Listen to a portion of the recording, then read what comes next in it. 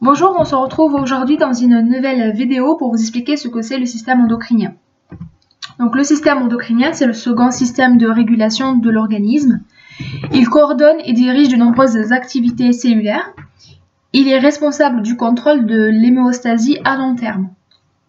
Donc on considère en fait que tout organe qui sécrète une hormone dans le sang fait partie du système endocrinien. Ceci, donc qu'est-ce que c'est une hormone? Une hormone, c'est un messager sécrété dans le sang par une glande endocrine ou exocrine, ou un organe, donc tissu, exerçant une fonction endocrine.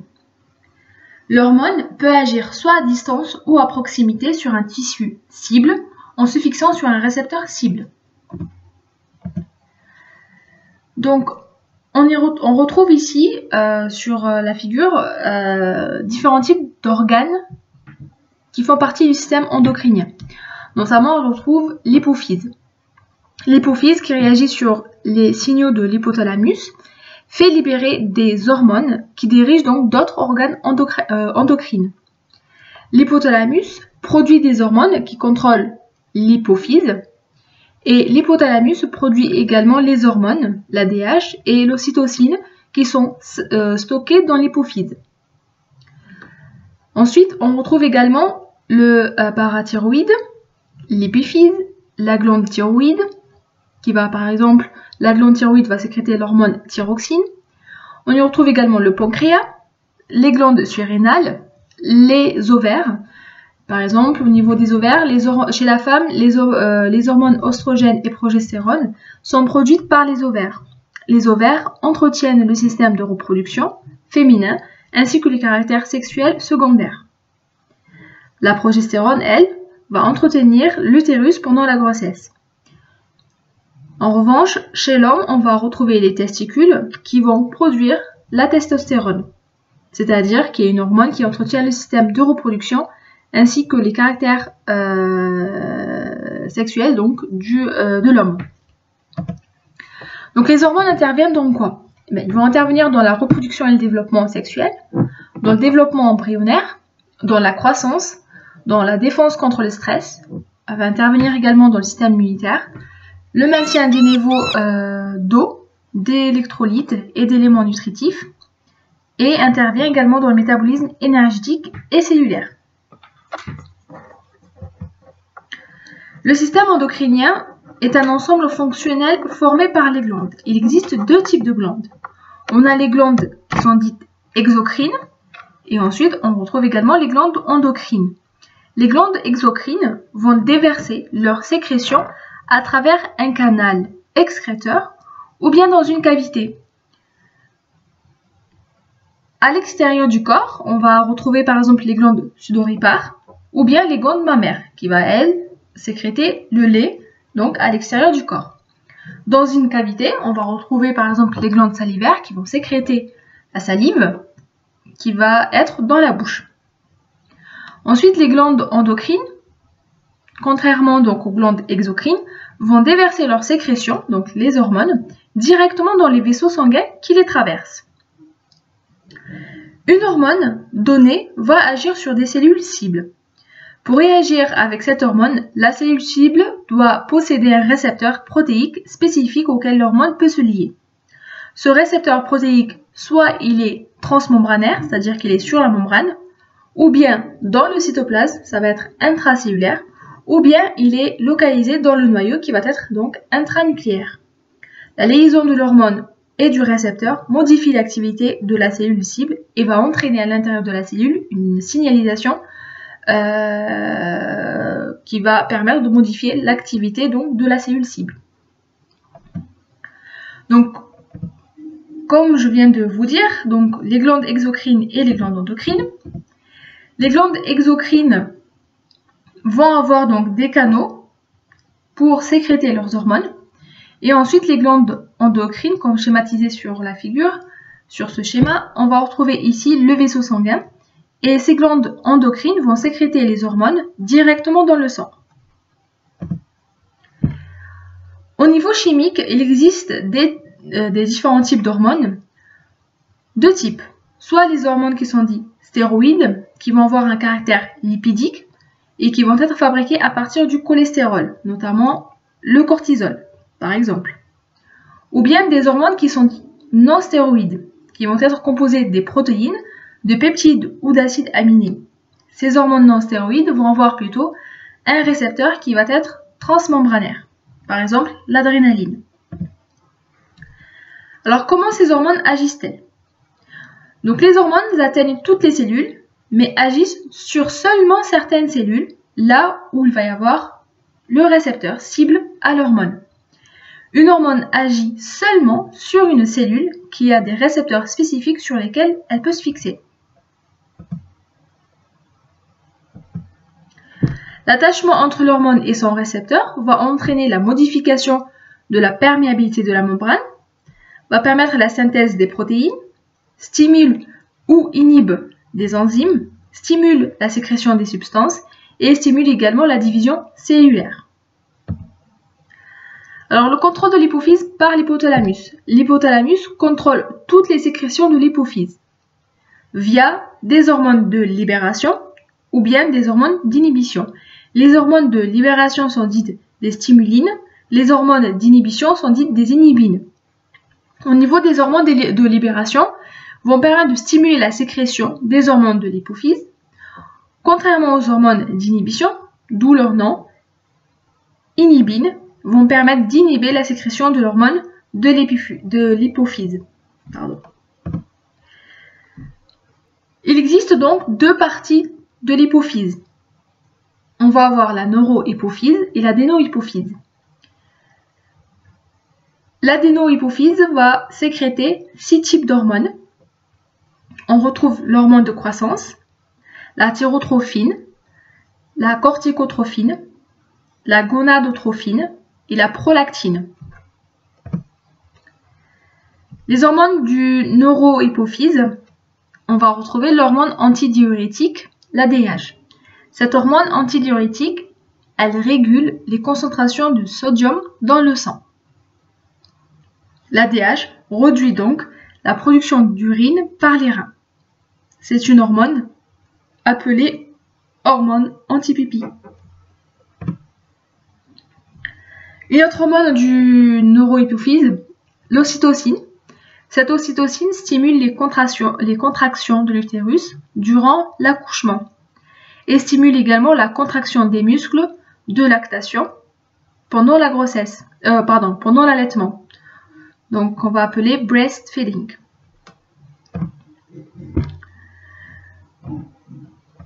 Alors comment ça se passe pour la sécrétion de l'ocytocine lors de l'accouchement?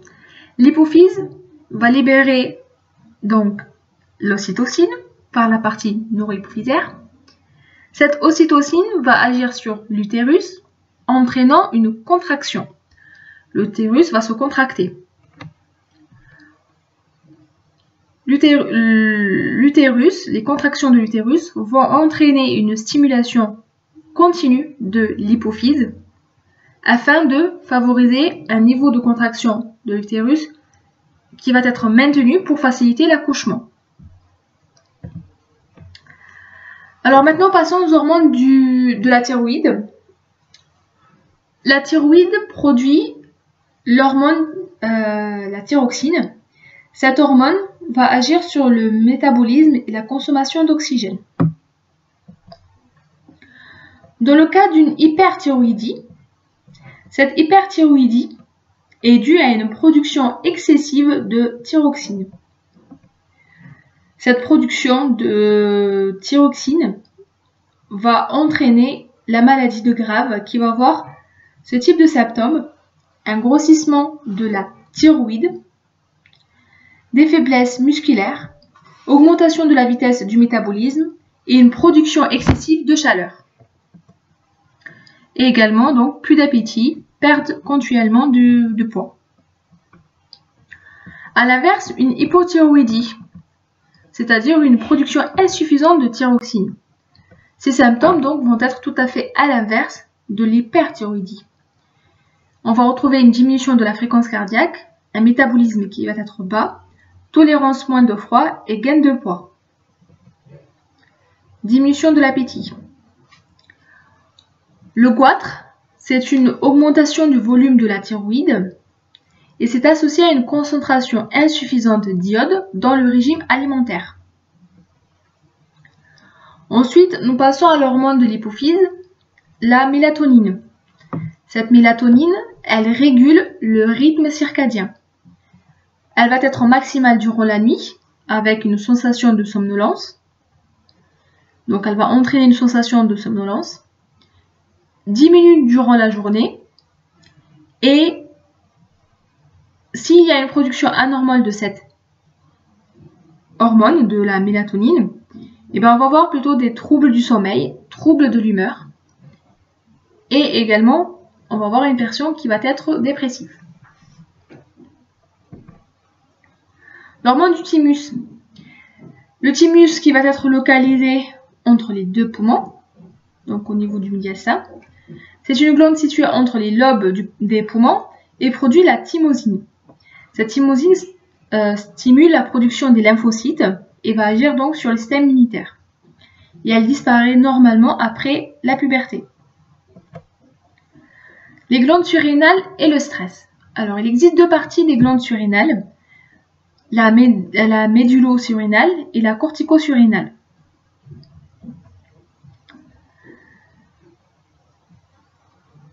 Le cortisol, c'est une hormone du cortico-surrénal. Elle va produire, elle est produite donc par la cortico-surrénale et elle est produite à cause du stress à long terme. Une hormone du médullo-surrénal, on va retrouver l'adrénaline, qui elle va être plutôt sécrétée et produite à la réponse du stress à court terme. Ça va entraîner une augmentation de la fréquence cardiaque et de la tension artérielle, une excitation des muscles, l'augmentation de la fréquence respiratoire. L'adrénaline et le choc anaphylactique, donc ça va entraîner également une réaction allergique, choc anaphylactique, donc on va appeler ça un choc anaphylactique, et ce qui va entraîner donc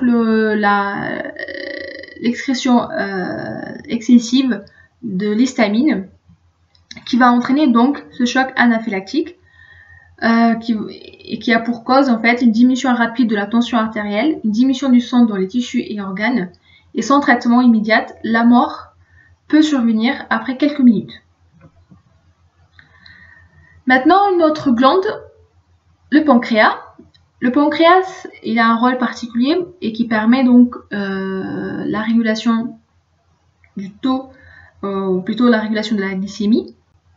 Donc c'est une glande mixte endocrine et exocrine. Les îlots pancréatiques vont produire deux hormones, l'insuline et le glucagon. L'insuline va être sécrétée par les cellules bêta et le glucagon va être sécrété par les cellules alpha. Le glucagon va être sécrété lorsque le taux ou la glycémie, le taux de glucose dans le sang est très bas. Et l'insuline va être sécrétée quand le taux de glucose dans le sang est élevé. Donc là, quelques questions pour rappel des différents points de ce système endocrinien pour voir si vous avez bien compris.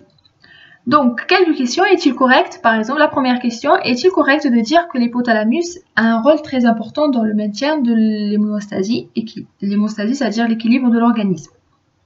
Eh bien, la réponse est oui, puisque, en fait, il est impliqué dans le système nerveux et dans le système endocrinien, les deux systèmes principaux qui contrôlent l'hémostasie. Qu'est-ce qu'une hormone? De quoi sont-elles composées? Eh bien, une hormone, c'est un messager chimique produit et libéré par des glandes qui va agir sur des cellules cibles. De quoi sont-elles composées? Il existe deux types. Soit des hormones qui vont être composées d'acides aminés, qui vont être donc des hormones, donc des protéines. Soit ils vont être ces hormones vont être composées de lipides, donc ce sont des hormones stéroïdes. C'est pour cela on les classe dans deux catégories, soit des hormones qui sont non stéroïdes ou des hormones qui sont stéroïdes. La chimie des hormones, donc deux groupes d'hormones. Soit ce sont le premier groupe ou la première catégorie d'hormones qui vont être dérivées d'acides aminés, protéines et peptides, et ils vont être, ces hormones vont être donc hydrosolubles, donc ne passent pas la membrane, et c'est pour cela que leur récepteur va être plutôt transmembranaire. Ensuite, deuxième catégorie, stéroïdes. Ce sont des hormones qui vont être plutôt liposolubles, qui vont passer la membrane, et leur récepteur va être plutôt soit intracellulaire ou bien intranucléaire. Donc deux types de mécanismes. Pour les hormones stéroïdes, elles agissent dans le noyau en activant la fabrication d'une protéine. Donc là, ça va être un processus lent. Pour les protéines, elles se lient à un récepteur sur la membrane et un second messager, lui, qui va prendre la relève et provoque les effets à l'intérieur de la cellule. Et là, ça va être en fait un processus beaucoup plus rapide. Donc voilà, tout ce que je viens de dire, ça va être schématisé sur ce schéma du coup. Donc, les hormones peptidiques et les hormones stéroïdes. Ces hormones stéroïdes vont facilement passer la membrane et vont avoir le récepteur à l'intérieur de la cellule. Pour les hormones peptidiques, leur récepteur va être transmembranaire. Donc pour les hormones peptidiques, on y retrouve l'ocytocine, la DH, la PRL, donc la prolactine, FSH, LH, la progestérone qui va être une hormone stéroïdienne, l'oestrogène, ensuite on continue la T3 et la T4, la calcitonine, PTH, ensuite on retrouve l'aldostérone qui va être une hormone stéroïdienne, cortisol, une hormone stéroïdienne, et l'adrénaline, c'est une hormone peptidique. La thymosinine, la mélatonine. La mélatonine, c'est une hormone peptidique, attention. Et la testostérone, c'est une hormone stéroïdienne.